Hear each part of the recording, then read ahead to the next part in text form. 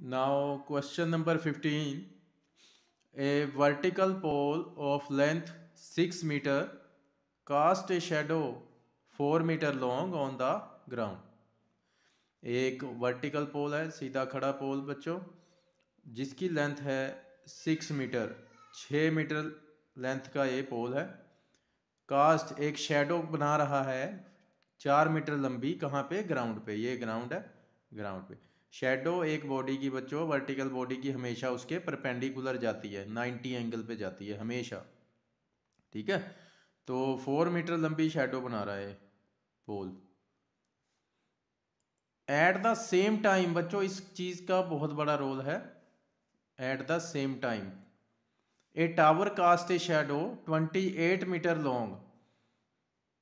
उसी टाइम पे कहते एक टावर जो है, एक शेडो जो बना रहा है, वो 28 मीटर लॉन्ग शेडो बना रहा है। शेडो इस तरफ है बच्चों, ये टावर है, ये उसकी शेडो इधर है इसके परपेंडिकुलर। ठीक है, तो शेडो की लेंथ दी हुई है 28 metre. Find the height of this tower. Tower की हाइट आपको डिसाइड करनी, बतानी है कितनी है। ठीक है, तो ये हम क्वेश्चन करेंगे बच्चों। इसमें ट्रिग्नोमेट्री तो हम लगा नहीं सकते क्योंकि हमें एंगल नहीं पता। तो एक कॉन्सेप्ट यूज होगा बच्चों, एट द सेम टाइम। जो सन है बच्चों, सन एक फिक्स टाइम पे, सेम टाइम पे एक सन सेम प्लेस पे हमेशा सेम एंगल बनाता है, चाहे वो जितनी मर्जी ऊंची बिल्डिंग हो। ये छोटा पोल है, ये बड़ा टावर है, तो इन सब के साथ जो सन ये एंगल बनाएगा बच्चों एक फिक्स टाइम पे, वो एंगल हमेशा सेम होगा। अगर मैं ये वाला एंगल थीटा लेता हूं तो ये एंगल भी थीटा बनेगा फिक्स टाइम पे, उसी टाइम पे। ठीक है, क्योंकि सन हमसे इतनी दूर है कि उसके लिए ये मैटर नहीं करता कि ये पोल छोटा है ये बड़ा है। अगर कोई चीज़ बहुत पास है तो उसके लिए ये मैटर करेगा कि ये पोल छोटा है, तो उस चीज़ से जो इसका एंगल है वो डिफरेंट बनेगा और इसका एंगल डिफरेंट बनेगा क्योंकि ये टावर लंबा है इस पोल से। ठीक है ना। लेकिन सन जो है इतनी ऊपर बैठा है, उसके लिए ये सारी चीज़ें जो हैं एक फिक्स साइज की, पॉइंट साइज की हैं। ठीक है, तो सबके साथ सेम एंगल बनाएगा एक सेम टाइम पे। ठीक है बच्चों, तो इसका ये रीज़न है। तो सन ने यहाँ से देखो, ये सन बनाया मैंने, इसके साथ एंगल बना रहा है थीटा। उसी टाइम पे सन इसके साथ टावर के साथ भी क्या एंगल बनाएगा? Same theta. ठीक है, जो भी आप नाम रखना चाहें, बस ये एंगल सेम बनेगा फिक्स टाइम पे। टाइम चेंज होगा फिर डिफरेंट हो सकता है। तो आपको हाइट बतानी है बच्चों इस टावर की, तो हम इसमें सिमिलैरिटी का कॉन्सेप्ट यूज करेंगे बच्चों। ठीक है, अगर हमें थीटा की वैल्यू पता होती फिर हम ट्रिग्नोमेट्री से ही फाइंड कर लेते, परपेंडिकुलर अपॉन बेस लगा के टैन थीटा। क्लियर। लेकिन यहां हमें एंगल नहीं पता, इसलिए हम सिमिलैरिटी लगाएंगे बच्चों। तो मैं इन दो ट्रायंगल को सिमिलर करता हूं जो देखो, ए बी सी, ये भी एंगल 90 होगा हमेशा। Triangle A B C and triangle, जो पैटर्न इधर रखा, ए फिर बी फिर सी, तो डी ई एफ। तो करते हैं बच्चों इनका सिमिलर। देखो ये एंगल 90, इसमें इसको 1 नाम दे दो, यहाँ पे 2 दे दो। चाहे आप एंगल ए एंगल डी भी लिख सकते हो। इसमें एंगल 1 और इसमें एंगल 2, ये दोनों कितने? 90 डिग्री के हैं, इसलिए इक्वल। उसके बाद बच्चों ये वाला एंगल इसका बी और इसका एंगल ई, ये भी एंगल इक्वल हैं। आप यहाँ भी ए और डी लिख सकते हो। ठीक है, क्योंकि ये कंप्लीट का कंप्लीट एंगल है। एंगल ए पूरा है, एंगल डी पूरे का पूरा आ रहा है, तो आप सीधा ए इक्वल टू डी भी लिख सकते हो इनकी जगह पे। इसी तरह एंगल बी और एंगल ई भी इक्वल है, ये कंप्लीट के कंप्लीट है, इसलिए मैं इसको पूरा एंगल बी लिख सकता हूँ। ये भी इक्वल है, दोनों की वैल्यू क्या है? थीटा। तो by angle angle similarity these two triangles are similar. Triangle A B C is similar to triangle D E F. ठीक है बच्चों, अब देखो हमें डी एफ साइड यानी एच जो है इसकी वैल्यू निकालनी है। तो मैं C P S T rule लगाऊंगा बच्चों साइड्स के लिए, एंगल्स की मुझे जरूरत नहीं है। मैं साइड्स का C P S T rule लगाऊंगा। अब C P S T rule से मैं क्या क्या इक्वल निकाल सकता हूँ?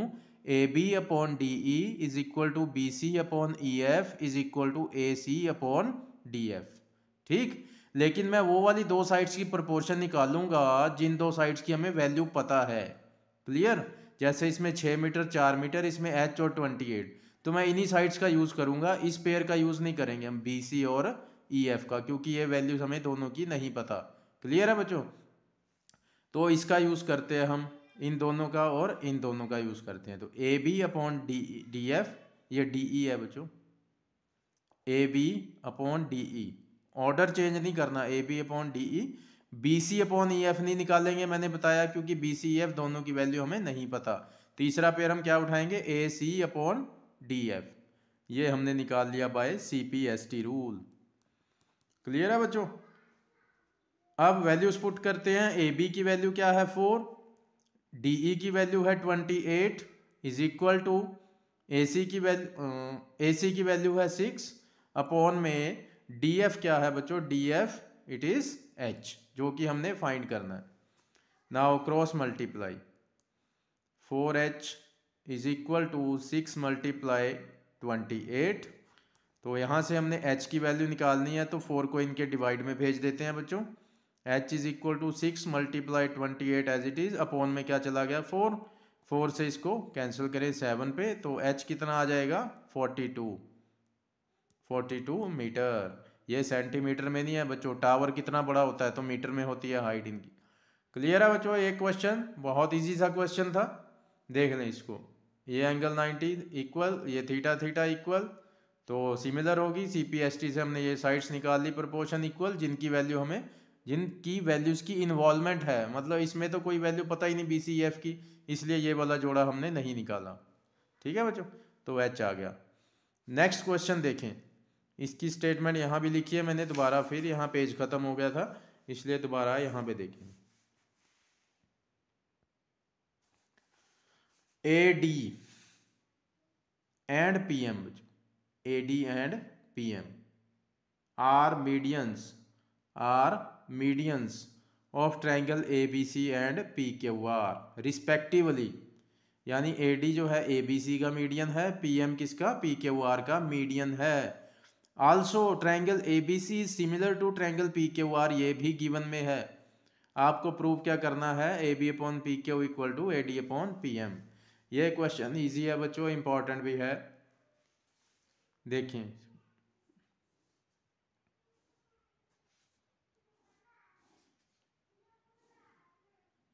दो ट्रायंगल्स हमने बना ली बच्चों, A B C P Q R, triangles बना ली। इसका मीडियन हमें क्या दे रखा है, ए डी, और इसका मीडियन है पी एम। क्लियर? और अब गिवन में लिखते हैं बच्चों क्या क्या दे रखा है। A D is median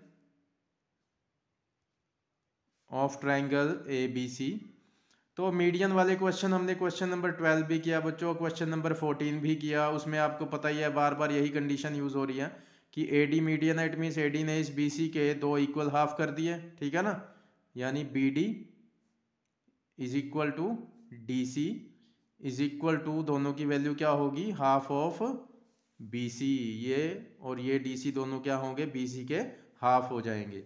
similarly इधर देखें, पी एम भी मीडियन है, वो है ट्रायंगल पी क्यू आर का मीडियन। देयरफॉर यहाँ से क्या आ जाएगा, पी एम ने इसको मिडल से काट दिया, मीडियन है तो मिड से काट दिया क्यू आर को, तो Q M is equal to M R is equal to half of Q R. दोनों हाफ इक्वल हैं, और ये हाफ है किसके बच्चों, क्यू आर के हाफ हैं ये। क्लियर? तो गिवन में एक तो ये आ गया, साथ ही साथ हमें इस बार दे रखा है triangle A B C is similar to triangle P Q R. ठीक है जी, ये भी हमें सिमिलर दे रखे हैं। तो यहाँ से हम C P S T rule से क्या क्या निकाल सकते हैं वो देखें। A B upon P Q is equal to B C upon Q R is equal to A C upon P R. एक तो ये निकाल लिया क्योंकि ये गिवन में अब हमें, साथ ही साथ एंगल वाले पेयर भी लिख लिए, angle A is equal to P, angle B is equal to Q, C is equal to R. तो हमें जिसकी भी रिक्वायरमेंट होगी हम यहाँ से उठा लेंगे बच्चों। ठीक है, सारे हम लिख लेंगे इसमें, ताकि जिसकी भी आपको ज़रूरत पड़े अपना रिजल्ट प्रूव करने के लिए आप उसको उठा लो। ठीक। टू प्रूव, अब हमें प्रूव क्या करना है, A B upon P Q is equal to A D upon P M.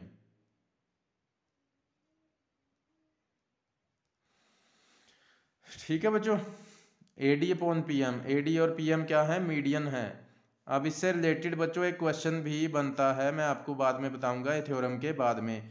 आपके बेसिक वाले पेपर में एक क्वेश्चन इससे रिलेटेड बनाया हुआ था, एक एमसीक्यू, तो बताऊंगा वो कौन सा एमसीक्यू था। क्लियर है बच्चों इसके रिजल्ट से। तो अब इसको प्रूव करते हैं। देखो बच्चों, ए डी और P M, A B upon P Q equal to A D upon P M. अब आप ये देखेंगे कि ये वाली जो साइड्स आ रही हैं, A B A D P Q P M, ये किन ट्रायंगल्स की साइड हैं। इससे आपको आइडिया क्या लगेगा बच्चों कि आपने किन ट्रायंगल्स को सिमिलर करना है, क्योंकि मैंने आपको ऑलरेडी बताया है वीडियोस में कि ऐसा रिजल्ट आप CPST से ही निकाल सकते हो। तो CPST कब लगता है, जब आप दो ट्रायंगल को सिमिलर कर लेते हो। अब किन ट्रायंगल को सिमिलर करना है वो मैंने कैसे बताया आपको, इस रिजल्ट से देखा करो कि यहाँ पे न्यूमिरेटर में क्या है, A B A D, common letter दोबारा नहीं लेना, ए बी डी, तो ट्रायंगल ए बी डी। और इधर से देखो पी क्यू और पी एम, पी दोबारा नहीं लेना, पी क्यू एम। यहाँ से आपको पता लग जाता है कि आपने कौन सी दो ट्रायंगल उठानी है और किस ऑर्डर में उठानी है, ये भी पता चल जाता है। ठीक है, तो triangle A B D and triangle P Q M, इनको हम सिमिलर करेंगे बच्चों। कैसे सिमिलर करेंगे वो देखें, गिवन में बहुत कुछ है हमारे पास, जिसका यूज़ करना है हम कर लेंगे। तो देखें मैं क्या यूज़ करता हूँ बच्चों, A B upon P Q is equal to B C upon Q R. ठीक है जी, ये वाली कंडीशन मैं नहीं ले रहा। अब आप सोचें कि इसमें बी सी भी नहीं आ रहा, देखो सी पॉइंट इसमें है ट्रायंगल में, कहीं नहीं है। इसमें क्यू आर है, आर पॉइंट है कहीं यहाँ पे, नहीं है। इट मीन्स क्या है बच्चों, ये वाली कंडीशन अब आप पूरे की पूरी यूज़ नहीं कर सकते। लेकिन इस ट्रायंगल में अगर आप देखें तो बी सी का हाफ जरूर आ रहा है। जो ये वाली ट्रायंगल है ए बी डी, इसमें देखो बी डी आ रहा है बच्चों, आ रहा है ना। और ये बी डी कितना हिस्सा है, इस पूरी बी सी का हाफ हिस्सा है। इसी तरह इस ट्रायंगल पी क्यू एम में क्यू एम आ रहा है, पूरी क्यू आर नहीं आ रही, क्यू आर का कितना हिस्सा आ रहा है, आधा हिस्सा आ रहा है। यानी कि इन दो ट्रायंगल्स के लिए हमें ये पूरी साइड नहीं चाहिए, कितना पोर्शन चाहिए इनका, हाफ। तो जो रिक्वायरमेंट है हम उतना ही लेते हैं। तो हम क्या करेंगे, हाफ से ऊपर मल्टीप्लाई कर देते हैं, हाफ से नीचे, मतलब दोनों के हमने हाफ उठा लिया, इनको काट के दोबारा वही बन जाएगा, फ़र्क तो कोई नहीं पड़ा। ठीक है बच्चों, तो हमने हाफ से मल्टीप्लाई डिवाइड कर देना। अब हाफ ऑफ बी सी की हमारे पास दो वैल्यूज़ हैं, हाफ ऑफ बी सी की दो वैल्यूज़ हैं, बी डी भी डी सी भी। ट्रायंगल में कौन सी आ रही है, बी डी, तो बी डी लेंगे। इसी तरह हाफ ऑफ क्यू आर की भी दो वैल्यूज़ हैं, इस ट्रायंगल में कौन सी आ रही है, क्यू एम। समझ गए, तो बी डी और क्यू एम। तो हाफ ऑफ बी सी की जगह पे आप क्या लिख देंगे, बी डी, और हाफ ऑफ क्यू आर की जगह क्या लिख देंगे, क्यू एम। क्लियर है बच्चों। तो देखो अब ये दोनों साइड जो हैं इनमें आ रही हैं, A B upon P Q भी आ रहा है और B D upon Q M भी आ रहा है इनमें। तो दो साइड्स की प्रोपोर्शन मैंने इक्वल प्रूव कर दी। एक एंगल वाला पेयर निकालता हूं मैं, देखो जो कंप्लीट एंगल इन दोनों में आ रहा होगा आपने वो वाला पेयर उठाना है बच्चों। देखो ये तीन एंगल इक्वल है, A equal to P, B equal to Q, C equal to R. जो कंप्लीट एंगल दोनों ट्रायंगल में आ रहे होंगे ना, आपने वो वाला पेयर उठाना है। ठीक है, देखो ए इक्वल टू पी, अब ए पूरा एंगल यहाँ से यहाँ तक है, इस ट्रायंगल में कितना हिस्सा आ रहा है, सिर्फ इतना हिस्सा आ रहा है ए का। इसी तरह इसमें पी का सिर्फ इतना हिस्सा आ रहा है ट्रायंगल में, ये पी एंगल जबकि पूरे का पूरा यहाँ तक है, यानी कि आप ये वाला पेयर नहीं उठा सकते। ठीक है बच्चों, angle B equal to Q, ये वाला एंगल देखो, बी पूरा कंप्लीट का कंप्लीट इस ट्रायंगल में आ रहा है बच्चों, ठीक है ना। और इसी तरह क्यू पूरा कंप्लीट इस ट्रायंगल में आ रहा है, तो आप ये वाला पेयर उठा सकते हो। इसी तरह सी इक्वल टू आर, वो तो उसका तो चांस ही नहीं है कोई बच्चों, क्योंकि सी एंगल तो इस ट्रायंगल में आ रहा है, आर इसमें आ रहा है। क्लियर है। तो ए और पी क्यों नहीं उठाया, क्योंकि कंप्लीट ए एंगल इस ट्रायंगल में नहीं आ रहा, उसमें सिर्फ ए का इतना हिस्सा आ रहा है और इसमें पी का इतना हिस्सा। तो ये बातें बहुत बच्चों डीप हैं, बच्चों को पता नहीं होती कि ऐसा क्यों है कि ये वाला पेयर क्यों नहीं उठाया। वो तो कहते हैं ए एंगल इसमें भी आ रहा है, उनको ये नहीं पता कि ए यहाँ से यहाँ तक है, इस ट्रायंगल में ए का सिर्फ इतना हिस्सा आ रहा है, इतना पोर्शन। समझ गए। तो कंडीशन आपने वही उठानी है जो कंप्लीट एंगल आ रहा होता है ट्रायंगल्स में, तो एंगल बी और क्यू कंप्लीट आ रहे हैं, तो हम ये वाला पेयर तीसरा यूज कर लेंगे। तो बच्चों एक तो ये कंडीशन प्रूव कर दी मैंने, क्या प्रूव कर दी कि A B upon P Q is equal to B D upon Q M. तो दो साइड्स की तो ये प्रपोर्शन इक्वल होगी, और एक मैं पेयर उठा रहा हूँ angle B is equal to angle Q, कहाँ से, गिवन से। तो देखो दो साइड्स की प्रपोर्शन है, एक एंगल हो गया, तो कौन सा रूल लगेगा, एस ए एस। लेकिन ये लिखने से पहले चेक क्या करना होता है कि क्या ये एंगल इन दो साइड्स के बीच में आ भी रहा है कि नहीं, ठीक है। तो वैसे तो बच्चों क्लियर है कि आएगा ही आएगा। कैसे पता चलता है, अगर आप बिना ट्रायंगल में देखे कैसे पता कर सकते हैं कि ये एंगल इनके बीच में आ रहा है। अगर ये बी वाला पॉइंट जो है ये दोनों में हुआ, इस साइड में भी इस साइड में भी, इट मीन्स कि ये इन दो साइड के बीच में पक्का आ रहा है। क्लियर है। अगर ये वाला जो है किसी एक में होता, मान लो ए बी, इसमें बी पॉइंट ना होता, फिर ये कॉमन ना आता, फिर ये बीच में ना आता साइड्स के। बाकी हम इसको चेक भी करते हैं, क्या एंगल बी ए बी और बी डी में आ रहा है, उनके बीच में देख सकते हो आप बच्चों। ये देखो ये ए बी साइड है, ये ए बी और ये B D, A B B D इनके बीच में आ गया। इसी तरह ये देखो पी क्यू और ये क्यू एम, इनके बीच में फंस गया एंगल क्यू, ठीक है। तो दो साइड्स जो हैं इनके बीच में एंगल आ रहे हैं, इसलिए हम एस ए एस रूल से इन ट्रायंगल को क्या कर देंगे, सिमिलर कर देंगे बच्चों। A B D is similar to P Q M, ठीक है बच्चों। अब हम जो हमारा रिक्वायर्ड रिजल्ट था वो सी पी एस टी से लिखेंगे। क्या रिजल्ट था, जो पेयर चाहिए आपको वही निकालेंगे। A B upon P Q equal to A D upon P M.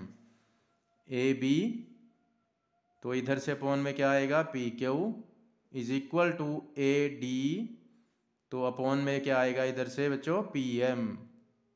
और ये रिजल्ट हमारा प्रूव हो गया by C P S T rule. Clear है बच्चों। तो ये एक्सरसाइज अब एंड होती है 6.3 इसी के साथ। देख लें इसको, बहुत इजी क्वेश्चन था ये, गिवन कंडीशन बहुत सारी थी। हमने ये वाली ट्रायंगल कैसे डिसाइड की कि यहाँ से कि जो प्रूव करना है तो ए बी और ए डी को कॉमन लेटर दोबारा ना देखें तो ए बी डी बनती है, यहाँ से पी क्यू एम बनती है। ट्रायंगल ली, पहली कंडीशन गिवन से उठाई हमने, लेकिन इन ट्रायंगल में हमने देखा बी सी और क्यू आर के आधे हिस्से आ रहे हैं, तो हाफ से मल्टीप्लाई डिवाइड किया, half of B C B D लिखा, half of Q R Q M. क्यों, ट्रायंगल में यही आ रहा था, ये डी सी और एम आर नहीं आ रहे थे। क्लियर है।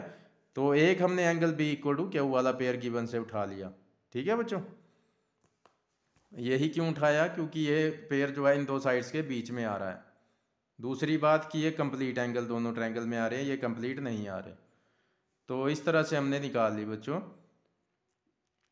तो अब एक आपको मैं बेसिक जो सैम्पल पेपर है इस साल का बच्चों, जो सीबीएसई ने इशू किया था, उसमें एक क्वेश्चन भी आया था, इस थ्योरम से रिलेटेड था वो, कि दो ट्रायंगल जो हैं वो सिमिलर हैं, दो ट्रायंगल सिमिलर हैं।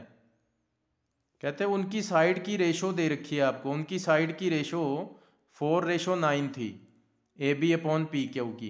कहते हैं उनके मीडियन की रेशो क्या होगी, ये उन्होंने पूछ रखा था, उनके मीडियंस की रेशो क्या होगी। इसको अब मैं इसी थ्योरम के रिजल्ट से रिलेट कर दूं। अगर देखो दो ट्रायंगल ए बी सी और ट्रायंगल पी क्यू आर, ही चलो नाम रख दिया उनका हमने, अब ये सिमिलर होगी, सिमिलर दे दी। तो अगर ये सिमिलर हैं तो रिजल्ट क्या कहता है, A B upon P Q is equal to A D upon P M होता है। A B upon P Q is equal to A D upon P M.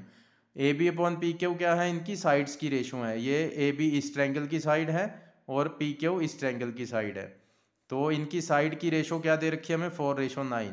वो क्या पूछ रहे, कहते हैं इनके मीडियंस की रेशो क्या होगी। तो ए डी इसका मीडियन है, पी एम इसका मीडियन है। तो हम क्या देख रहे हैं, जो साइड की रेशो है वो किसके इक्वल आई, मीडियंस की रेशो के। इट मीन्स जो इन साइड की रेशो होगी वही रेशो किसकी होगी, मीडियंस की। तो इस थ्योरम के रिजल्ट से उसका आंसर निकलना था। तो कुछ बच्चों ने इसके स्केयर भी उठाए हैं, 16:81, एक ऑप्शन ये भी था।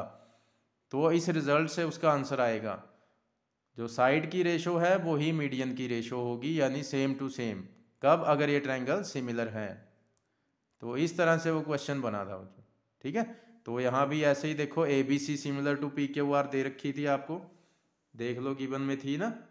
तो रिजल्ट क्या कहता है कि साइड की रेशो मीडियन की रेशो के इक्वल होती है, जो साइड की रेशो वही मीडियन की। तो आपको साइड की रेशो दी हो सकती है एमसीक्यू में, मीडियन की पूछेंगे तो वो भी क्या होगी, जो इसकी रेशो है वही इनकी होगी। ध्यान रखना, एमसीक्यू में पूरे चांस है ऐसे क्वेश्चन आने के। तो बच्चों ये अब एक्सरसाइज 6.3 जो है वो यहाँ पे ख़त्म होती है। अब हम शुरू करेंगे नेक्स्ट एक्सरसाइज जो भी होगी। ओके।